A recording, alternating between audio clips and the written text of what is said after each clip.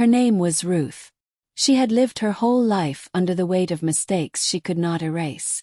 She had trusted the wrong friends, walked through dark paths, and made choices that left scars not just on her heart, but on her reputation. Whenever she walked through the market, mothers pulled their children closer. Men shook their heads. Women whispered. She had become the kind of person everyone spoke about, but no one spoke to. And yet, inside her, there was still a longing.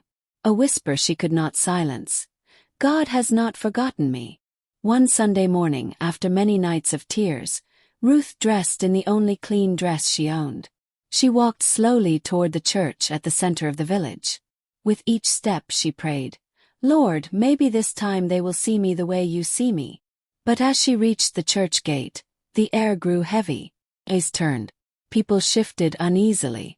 A woman nudged her friend and said loudly enough for Ruth to hear, "What is she doing here? Does she think she belongs in God's house?" Others avoided her gaze. A few moved aside as if she carried a disease. Her hands trembled. Her legs felt weak. She thought about turning back.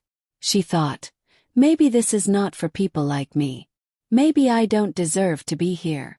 But just as she turned to leave, a memory rose in her heart, a story she had once heard as a child. Jesus and the woman caught in adultery. She remembered his words, "Let the one who has never sinned throw the first stone." And suddenly she understood. The same people whispering, staring and judging her also carried their own sins, their own secrets. They just hid them better. Ruth straightened her back. With courage she didn't know she had, she walked past the stairs and opened the church door. The whispers grew quiet. The judgment hung heavy. But Ruth no longer cared. Because in that moment she realized, the church was not built for the perfect. It was built for the forgiven. She sat quietly on the back pew, tears falling freely. For the first time in a long time, she wasn't running from her past.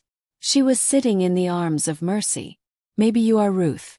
Maybe people have labeled you, judged you, or treated you like you don't belong in God's presence. But let me tell you this. Christ did not die for the flawless. He died for the broken. Your scars are not the end of your story. They are the place where God's mercy begins. So I ask you today, should the church be a place for the perfect? Or for the forgiven? Type your answer in the comments below. And let's remind the world together. Christ's mercy is for everyone.